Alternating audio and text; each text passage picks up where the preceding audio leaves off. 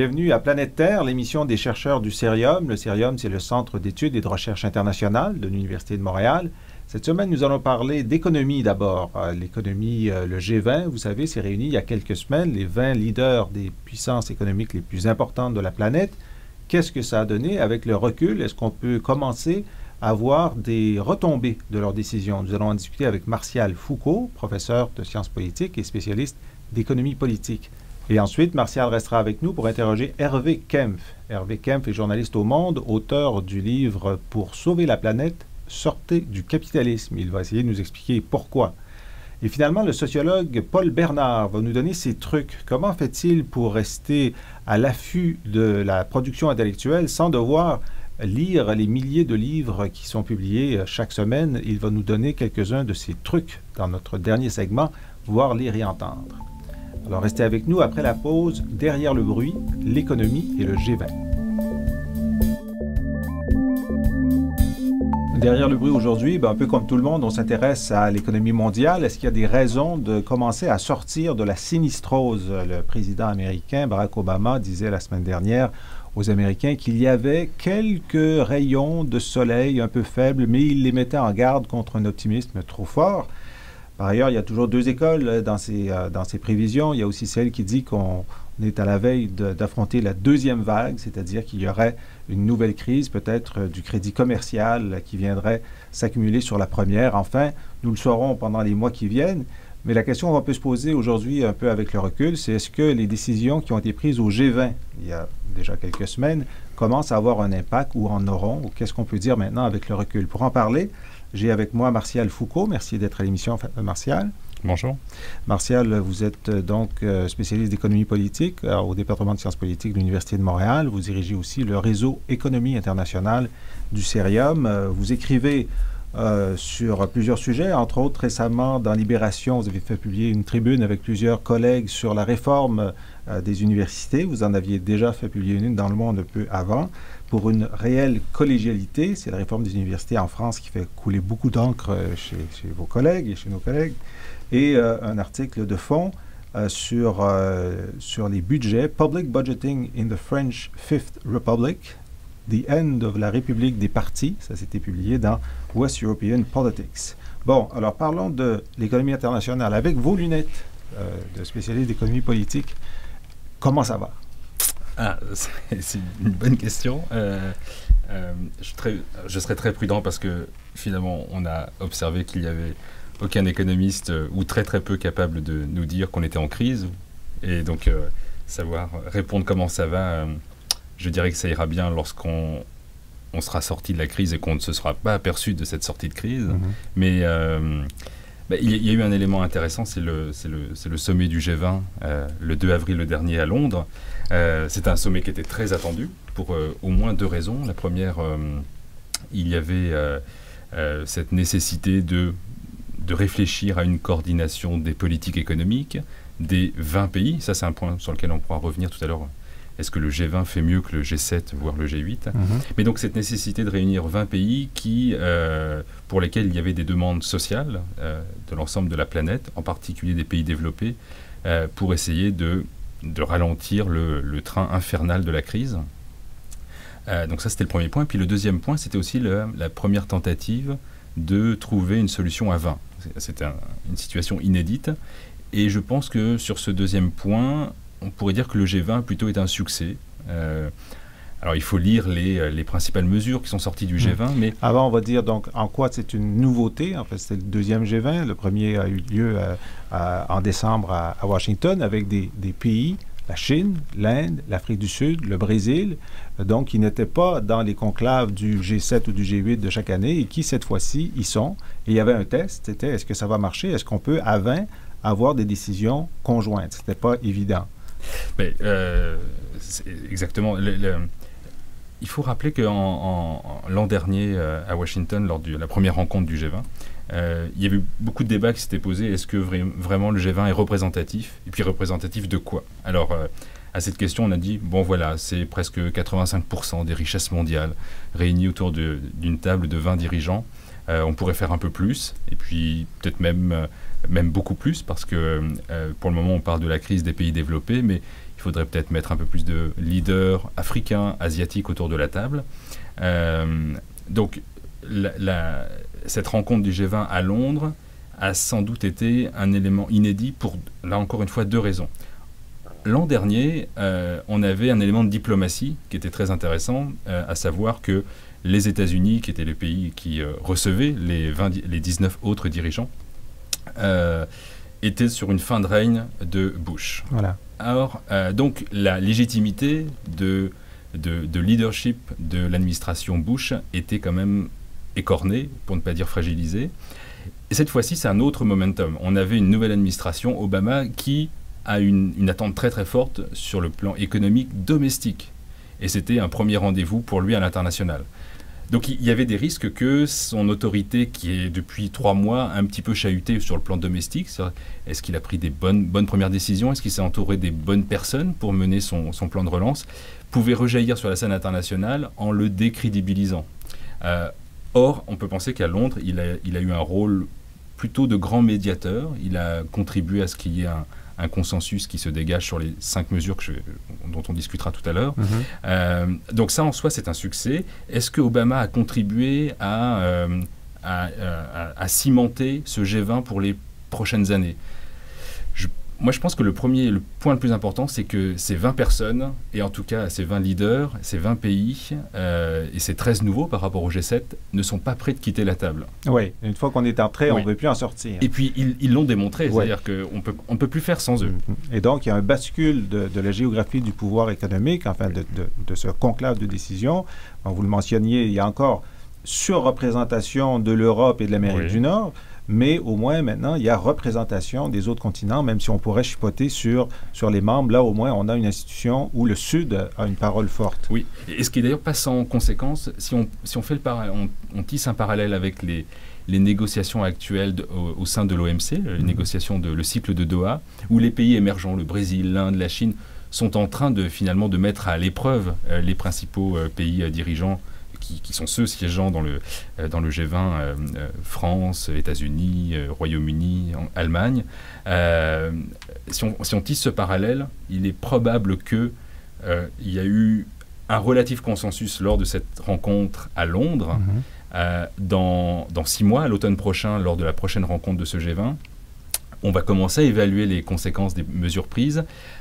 Il n'est pas improbable que les effets de la crise économique seront maintenant un peu plus violents auprès de ces pays émergents et que les zones de convergence vont être plus difficiles à établir et que le consensus ne émergera pas aussi facilement qu'il l'a été à Londres. Évidemment, les diplomaties ont joué, les diplomaties économiques ont joué avec cet élément nouveau qui était l'obligation pour Obama d'avoir un résultat important à l'international. Alors, regardons les mesures. On sait qu'en grossissant le trait, à l'entrée du G20, il y avait les Américains qui demandaient une relance plus forte de ses partenaires, que tout le monde fasse de la relance économique. Et il y avait les Européens qui disaient, bon, on a déjà pas mal donné sur la relance. Nous, ce qui nous importe, c'est la réglementation internationale. Oui. Alors, voyons ce qui en est sorti.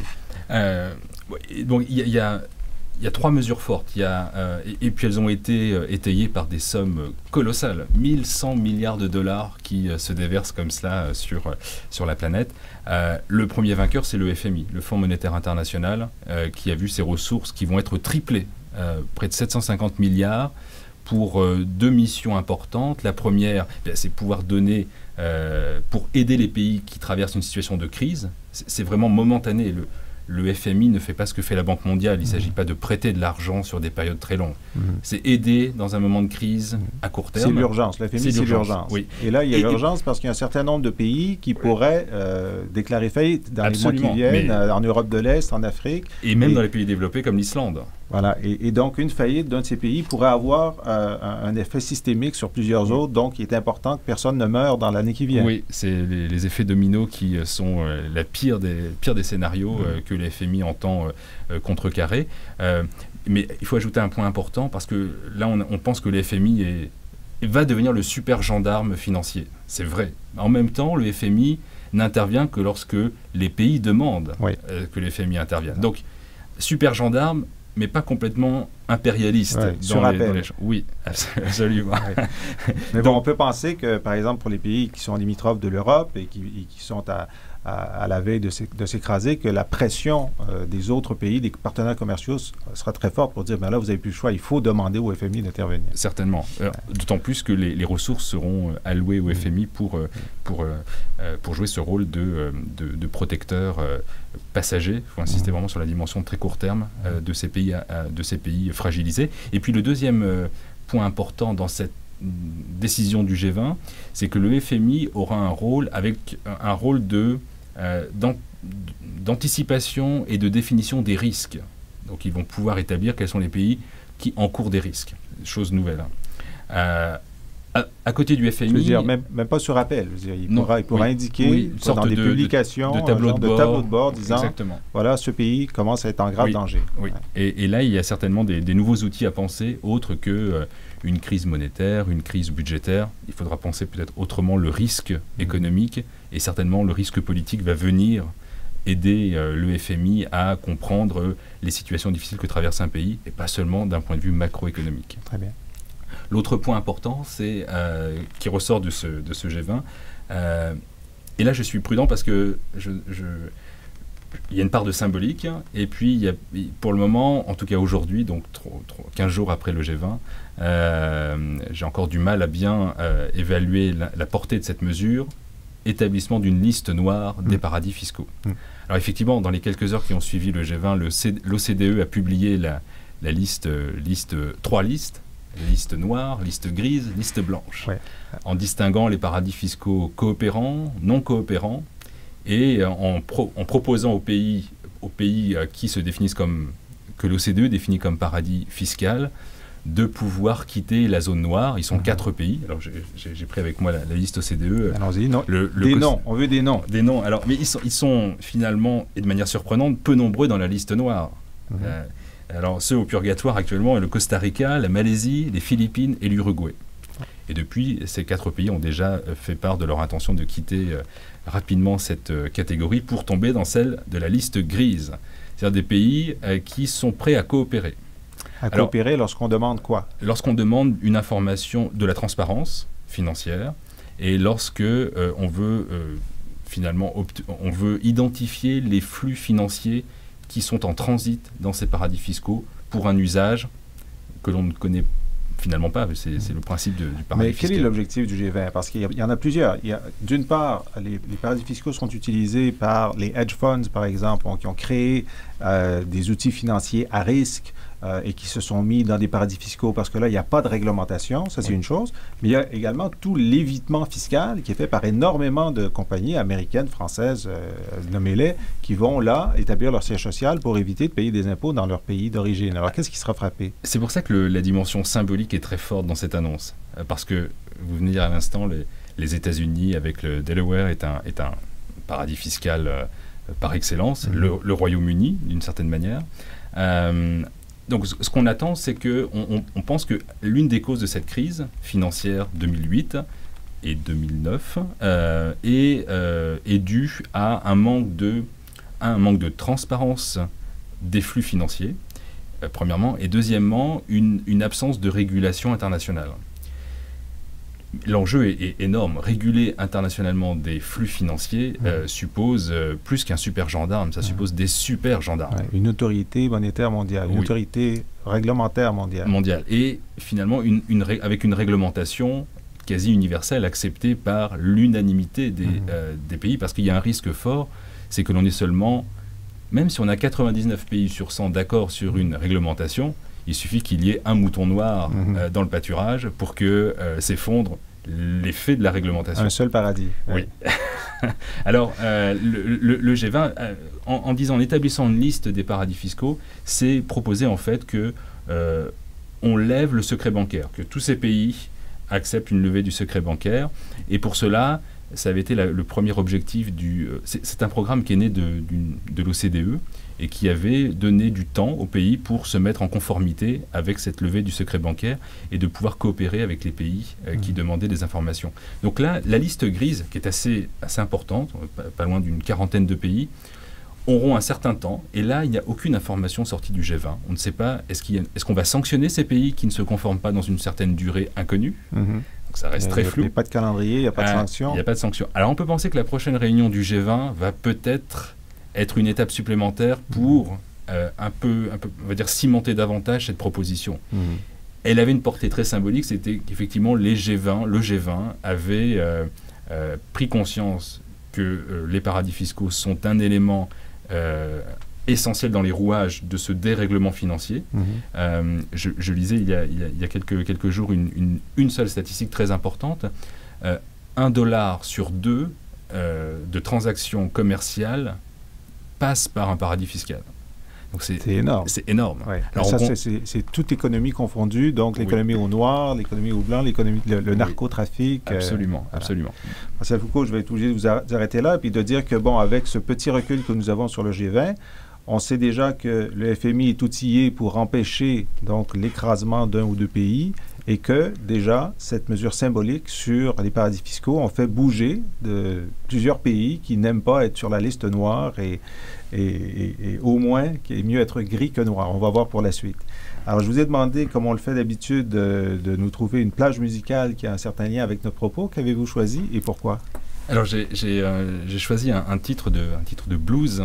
C'est une chanson qui avait été écrite dans les années 30, période de dépression économique aux États-Unis. Cette chanson, Nobody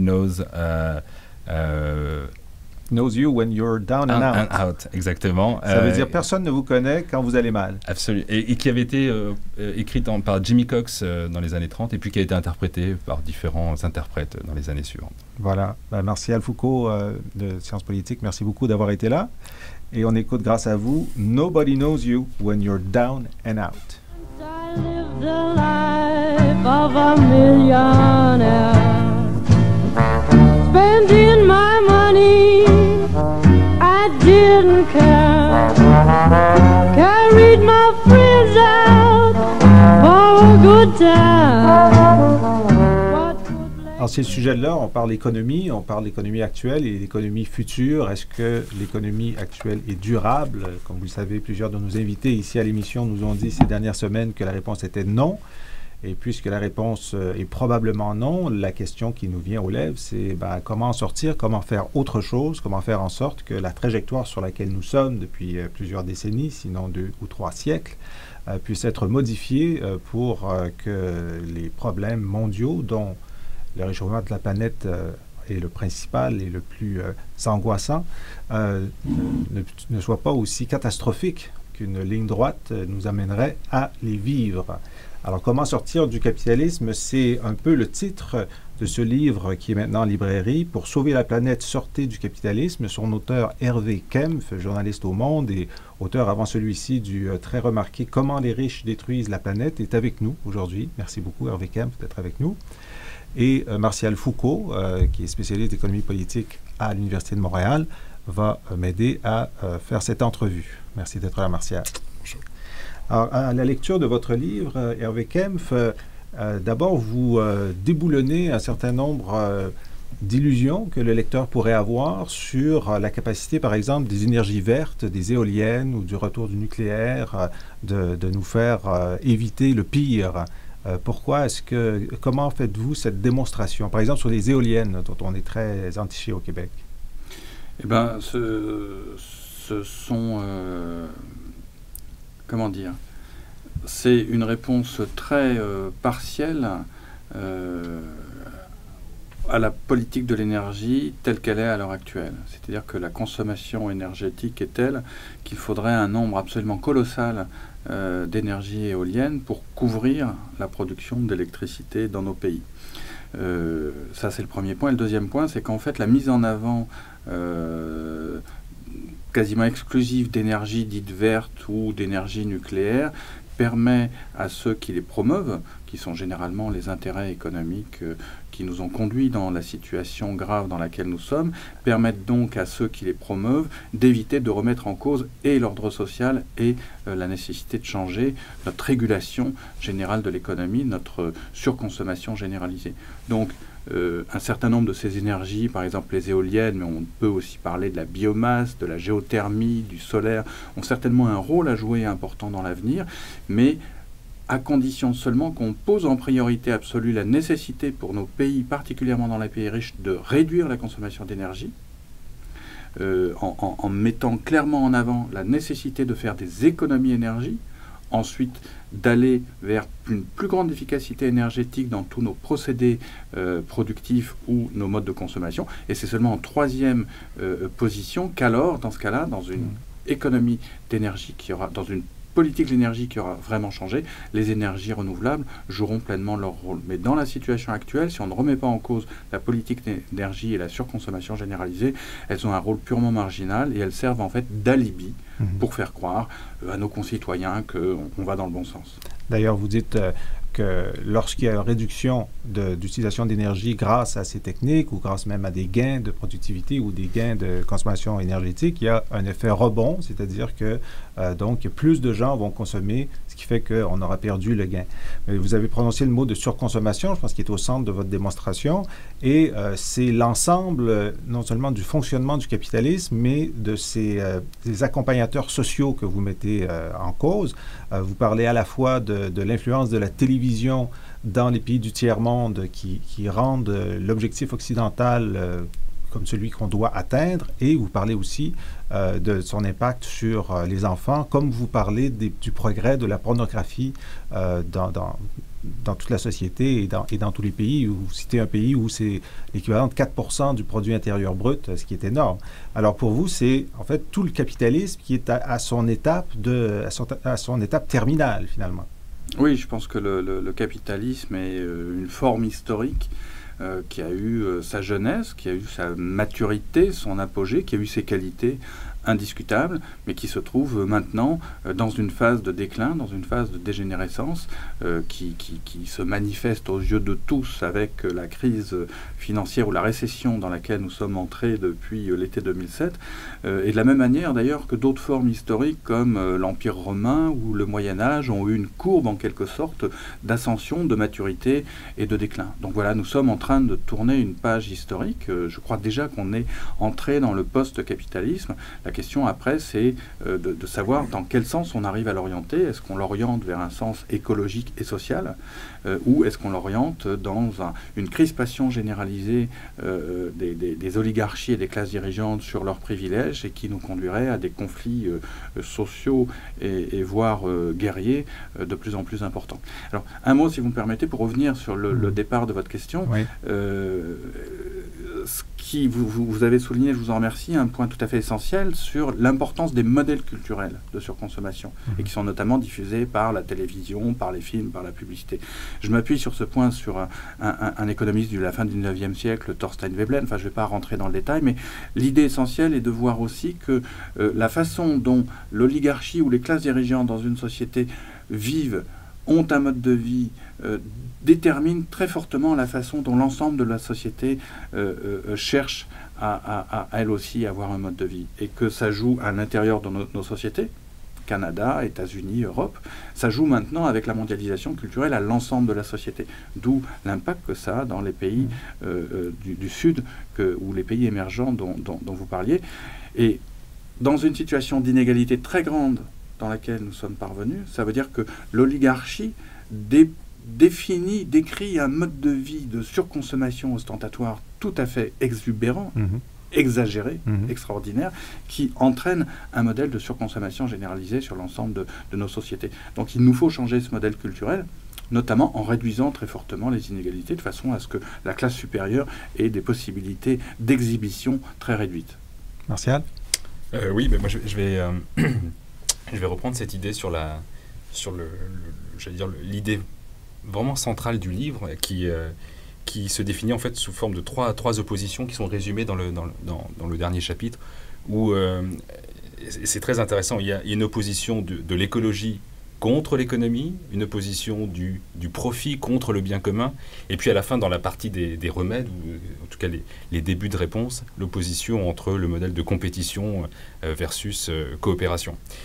Et donc, et moi j'aimerais insister sur les deux premiers points qui me semblent être à la fois passionnants et qui pour un économiste, l'obligent à revenir à certains auteurs classiques et qui, moi, m'ont forcé un petit peu à revenir, et vous en parlez un petit peu, vous parlez de Fernand Braudel, historien français, qui avait donné sa propre définition, en tout cas très floue du capitalisme. Et ce qu'on vient de dire à l'instant, moi, ça me fait penser vraiment le capitalisme de Schumpeter, c'est-à-dire un capitalisme qui ne peut pas avoir de place, mais là, j'aimerais en discuter avec vous dans à la fois votre constat et puis votre analyse de la fin du capitalisme, parce que Schumpeter avait, dans les années 40, finalement, déjà anticipé la fin du capitalisme en considérant que il n'allait pas pouvoir se survivre à lui-même et qu'il était inéluctablement voué à l'échec. Et comment? Parce que ce capitalisme, ce système économique, je ne sais pas si c'est la définition que vous pourriez retenir, ce système économique miné va affecter les institutions sociales qui, à leur tour, sont indispensables pour qu'il y ait non pas une forme d'économie, mais d'écologie. Et le point central de l'ouvrage, c'est vraiment de mettre en avant les institutions sociales, qui sont celles qui sont les grandes perdantes de ces 3 siècles, je ne sais pas si on peut dire 3 siècles, 4 siècles de capitalisme. Donc, alors, j'aurais une première question, c'était, avec ce constat-là, vous mettez vraiment en évidence que la surconsommation a été un élément déterminant de la fin, ou sera un élément déterminant de la fin du capitalisme, mais vous prenez la liberté ou le libéralisme. Est-ce qu'il y a une forme de contradiction entre libéralisme et capitalisme, et comment le libéralisme peut garder son esprit dans un modèle écologique?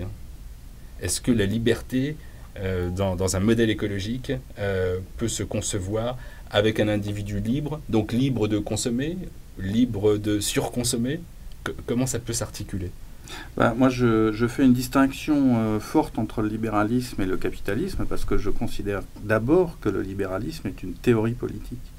Est une théorie politique qui organise la démocratie représentative et la façon dont les individus, en tant que citoyens, exercent leur liberté, mais exercent leur liberté en participant aux décisions collectives.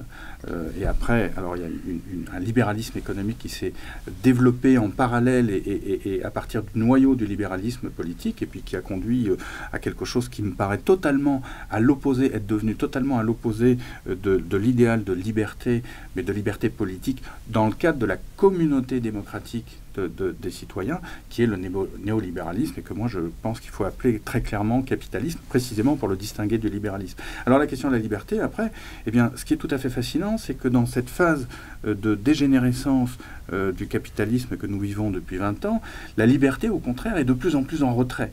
C'est-à-dire que, alors que pendant jusqu'à la moitié du XXe siècle, et notamment dans l'opposition avec le système soviétique, avec l'URSS, le capitalisme était encore porteur de l'idée de liberté. On parlait du monde libre, en lutte contre le modèle quand même restreignant totalement les libertés individuelles qui était celui de l'URSS. Là, le capitalisme, l'économie de marché, était en accord avec l'idéal politique de la liberté.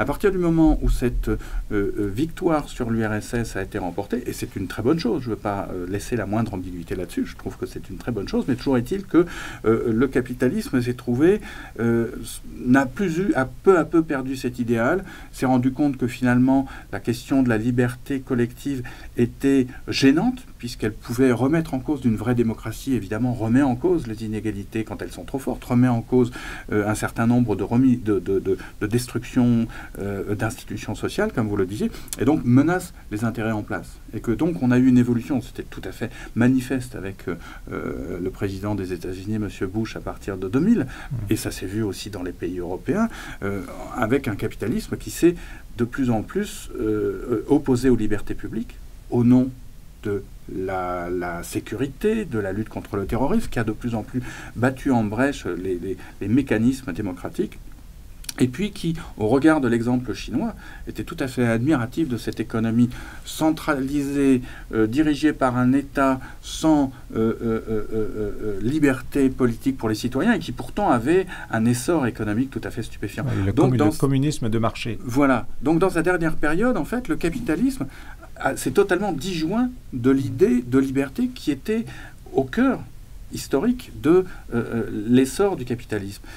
En ce sens-là, je crois que justement, c'est rester dans le capitalisme, c'est-à-dire rester dans le système actuel. Si on refusait de mettre en cause l'ordre social et de réorienter fortement nos économies en fonction de la contrainte écologique, qui nous conduirait à un recul encore plus grand des libertés, parce que les conflits sociaux, voire les conflits guerriers qui inévitablement apparaîtraient du fait de ces inégalités, du fait de cette crise économique qui va être de plus en plus douloureuse, du fait des premières manifestations fortes des catastrophes écologiques, conduirait à des mouvements sociaux tels que, en face, le système en place répondrait par une répression policière de plus en plus forte. C'est plus ou moins ce qu'on observe dans nos pays. Donc en ce sens-là, la liberté, elle est mise en cause maintenant par le maintien du capitalisme. Et l'enjeu, je vous rends la parole, excusez-moi, l'enjeu précisément d'une société écologique et sociale, c'est de remettre en cause, de remettre en place, de remettre en vigueur la force de la liberté et une démocratie réellement vivante.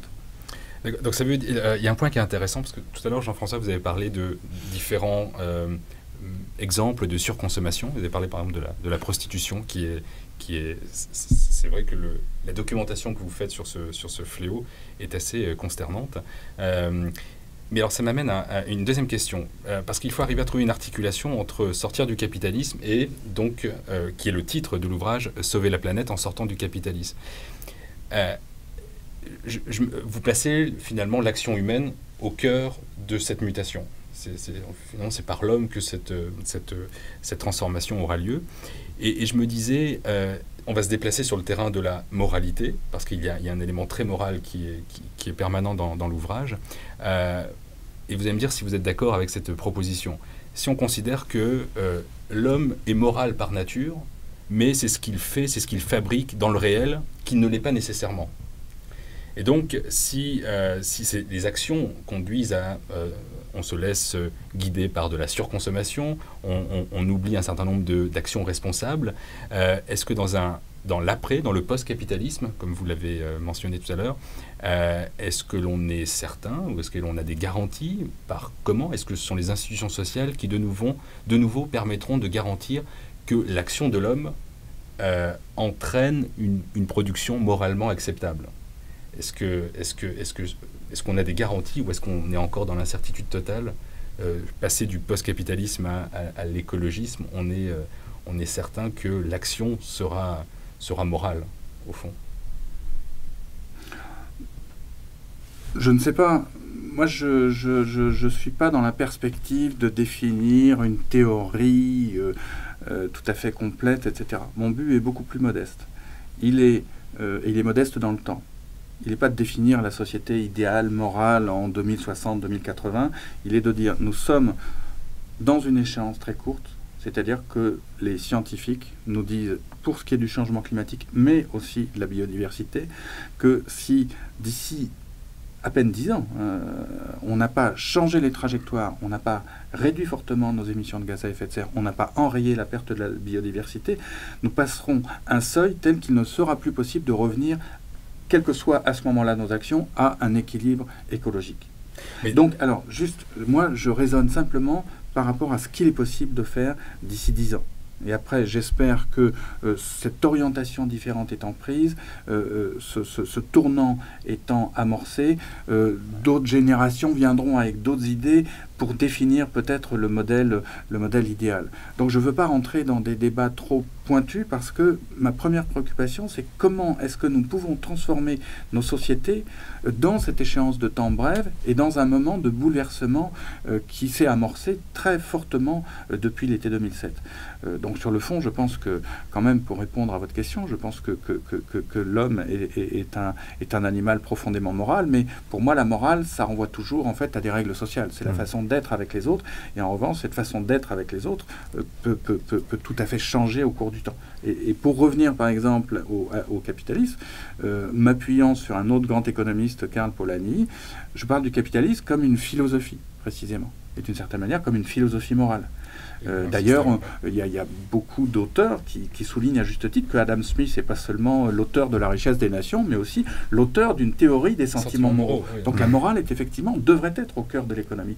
Bon, et juste pour conclure là-dessus, je définis le capitalisme comme une philosophie qui considère la personne humaine comme purement un individu, seulement motivé par la maximisation de son intérêt personnel, et la société comme étant n'existant pas finalement, mais étant une collection d'individus dont les relations ont vocation à n'être assurées que par l'échange marchand.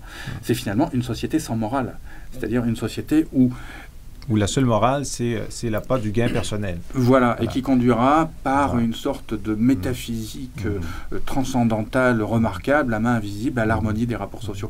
Justement, on s'oppose évidemment à ce modèle en disant qu'il faut réinjecter, on ne réinjecte pas de la morale, mais revenir à un sentiment de la moralité qui est d'interroger la façon dont les relations humaines se produisent dans nos sociétés. Alors, si on regarde avec Kempf quelques-unes de vos suggestions, quelques-unes des pistes, puis effectivement, ce n'est pas un système que vous proposez, mais certaines réorientations. Bon, il y a par exemple le fait de faire en sorte que le marché tienne compte des coûts réels, des coûts environnementaux, des coûts sociaux. Donc ça, on comprend comment le faire. Vous proposez de favoriser toutes les expériences coopératives, solidaires, les entreprises où les employés font partie de l'actionnariat finalement, ou sont les seuls actionnaires. Et on a l'impression que lorsqu'on regarde, par exemple, ces propositions qui essaiment, effectivement, qui existent, je vous donnez l'exemple du Mouvement des Jardins au Québec, qui est la première entreprise québécoise, on se dit, oui, mais par rapport à l'échelle de la totalité de la production internationale, ce sont des balbutiements et on ne voit pas à quel moment ou par quel processus ce qui est très marginal deviendrait principal ou suffisamment significatif pour changer les choses. Et peut-être rajouter un point qui est beaucoup plus anecdotique. Est-ce qu'il y a un élément qui est très, très, très intéressant dans votre livre? Vous commencez un chapitre en disant si vous allez à Montréal, musée de civilisation, vous observerez que il vaut mieux mettre un enfant dans un landau que dans une poussette, en expliquant l'ouverture sur le monde ou le repli avec un lien social pour la personne qui pousse l'engin permettant de promener un bébé. Donc, est-ce qu'une des suggestions, c'est la généralisation des landaux, ou est-ce que vous tirez un trait sur les fabricants de poussettes?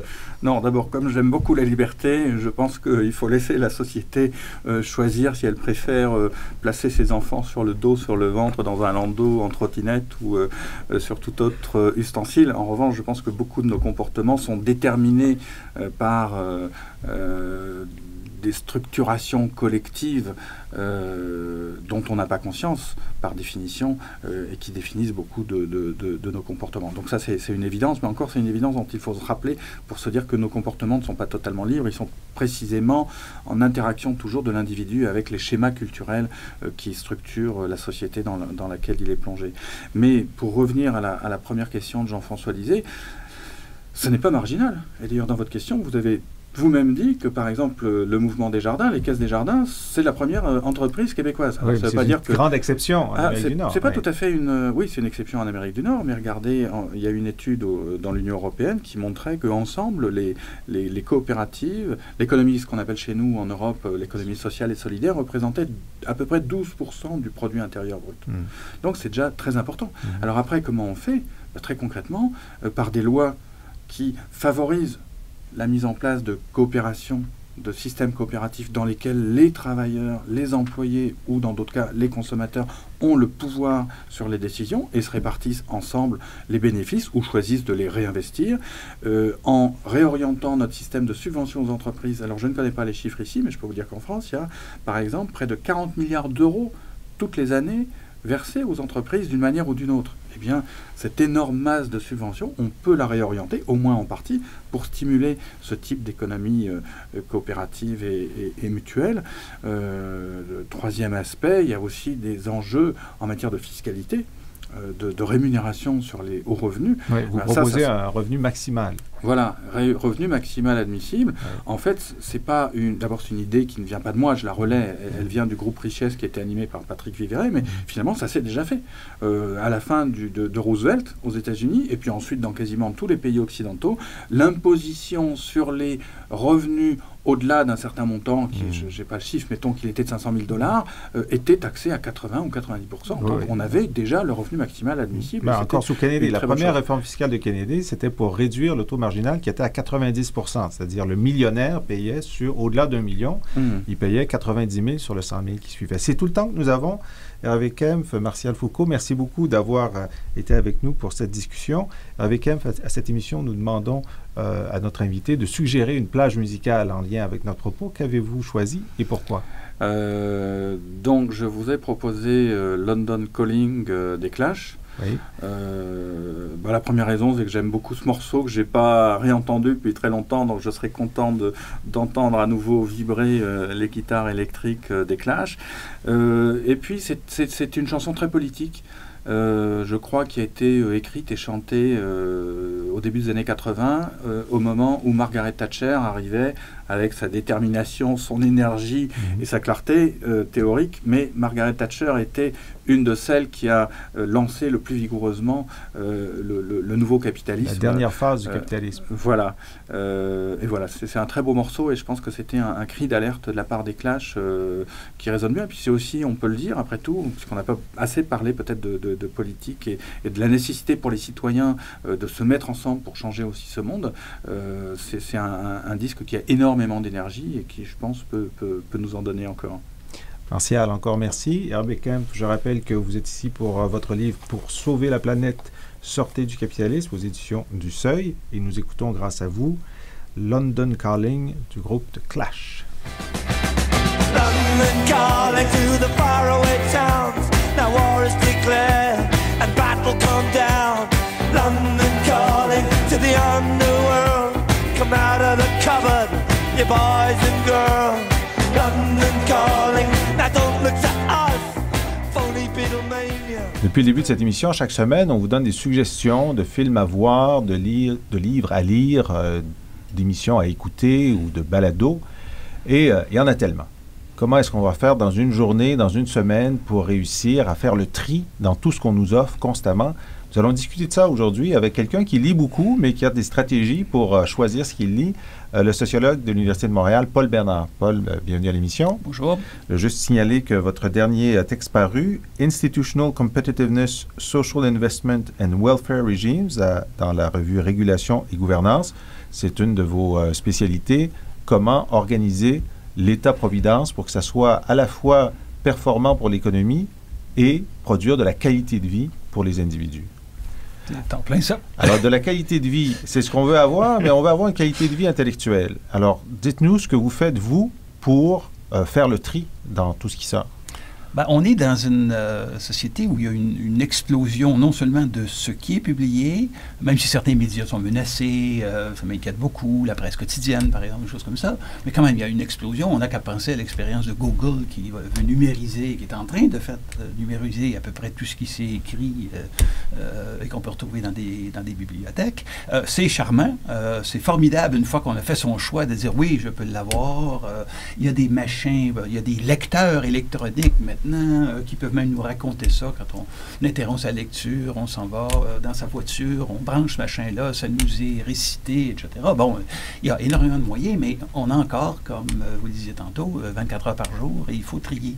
Et de ce point de vue-là, ben, je pourrais présenter, en tout cas, une de mes fréquentations. Chacun lit des magazines. Il y en a une, moi, qui m'est particulièrement utile, qui est le New York Review of Books, dont j'ai quelques exemplaires par ici.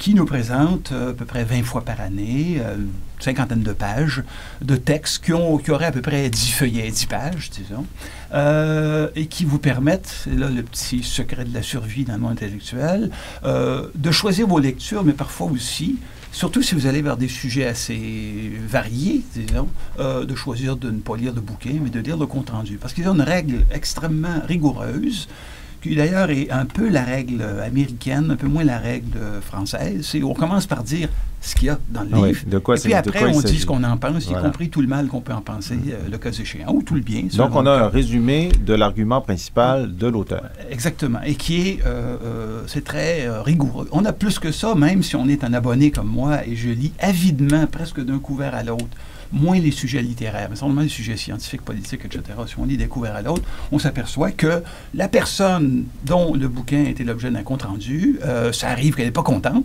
ça arrive, et la personne répond. Et là, la personne qui a fait le compte-rendu répond à cette personne-là. D'autres fois, de tierces parties se mêlent à ça. Donc, on peut même avoir le bénéfice de se repérer. Et parfois, on se dit, c'est comme je l'ai fait pour Climate Wars de Windwire, on dit, il faut absolument que j'aille lire le bouquin. D'autres fois, on se dit, j'ai pas le temps de lire le bouquin, c'est pas tout à fait dans mon champ de connaissances privilégiées, etc. Mais je sais à peu près. Mais j'en sais assez. Ouais, voilà. Ouais. Alors, c'est une façon, si vous voulez, d'ouvrir les fenêtres, faire circuler l'oxygène. Il faut, on ne peut pas ignorer. Moi, je suis un spécialiste des politiques sociales, un spécialiste des inégalités sociales. Mon champ, c'est pas l'écologie. Mais comment, de nos jours, peut-on sérieusement penser l'économie politique de nos sociétés avancées, là où on s'en va, sans être au courant de ça? Mais aussi des questions de guerre et de paix, des questions des politiques bancaires d'Obama, de l'évolution de la présidence française, de Gordon Brown et Tony Blair, du Moyen-Orient. Bon, il faut connaître ça. Bon, comment faire? Aller à des sources sérieuses. Ce qui m'amène à un deuxième point. Ben, je vais donner moi aussi, dans le sens que vous apportez, un exemple. Moi, je suis un lecteur du New Republic. Le New Republic, c'est un hebdomadaire américain. Et assez régulièrement, ils vont prendre sur un même sujet, ça peut être l'enfance, ça peut être le Moyen-Orient, 5 ou 6 livres. Ils vont faire une grande critique des 5 ou 6 livres en reprenant les éléments principaux des livres et ensuite en disant ce qu'ils en pensent. Évidemment, jamais on aurait lu 5 livres sur un même sujet, mais ça nous permet d'avoir une vision d'ensemble de ce qui est écrit récemment sur un sujet important. Alors, une autre stratégie pour gagner du temps et piquer des idées. Oui, et en fait, dans New York Review of Books, on fait très souvent, on fait des comptes rendus de livres très importants. On fait parfois même des articles qui ne sont pas des comptes rendus. On triche un peu par rapport à New York Review of Books. Mais très souvent, on fait une revue de plusieurs livres sur le sujet. Donc, effectivement, ça permet de couvrir pas mal de territoire. Et en fait, dans ce monde de surabondance d'informations, enfin d'abondance extrême d'informations, ça permet également, enfin, ce qu'il faut voir, c'est qu'on confie son sort et le peu de temps dont on dispose pour lire, malgré tout, par rapport à l'ensemble de ce qui est publié, on confie son sort à une équipe éditoriale. On se dit, ces gens-là, quand ils vont me taper sur l'épaule et dire, écoute, je sais que tu n'as que quelques heures à consacrer à mon média, mais regarde, je vais te faire une collection qui te convient. Okay? C'est presque du personnalisé. Vous avez cité New Republic, moi c'est New York Review of Books, j'ai rien contre l'autre. J'en lis un autre, Harper's Magazine. Bon, avec ça, je m'apprends. Donc, on remet son sort entre... Et cette fonction de tri, elle est extrêmement importante. On peut d'ailleurs concevoir son quotidien. Moi, je lis Le Devoir quotidiennement. Je lis aussi New York Times sur le web, gratuitement d'ailleurs. Je ne sais pas comment ils font leurs calculs, mais ça fonctionne. Bon, je dis à ces gens-là, écoutez, je vous mets en charge bien plus que du $1,25 que je paie au Devoir dans une partie de mon portefeuille, toute petite. Je vous mets en charge de mon temps, ce qui est un bien beaucoup plus rare. Et je vous dis, bon, ce qu'il y a dans Le Devoir, moi, ça me suffit pas, mais ça me convient. Ça me présente les choses qui m'importent à propos de ma société, un peu les autres autour. C'est un peu la même chose qu'on fait en disant, le tri que vous faites, franchement, il me convient. Et à telle enseigne que, bon, une revue scientifique, c'est évidemment ça, mais ce modèle, il est présent un peu partout.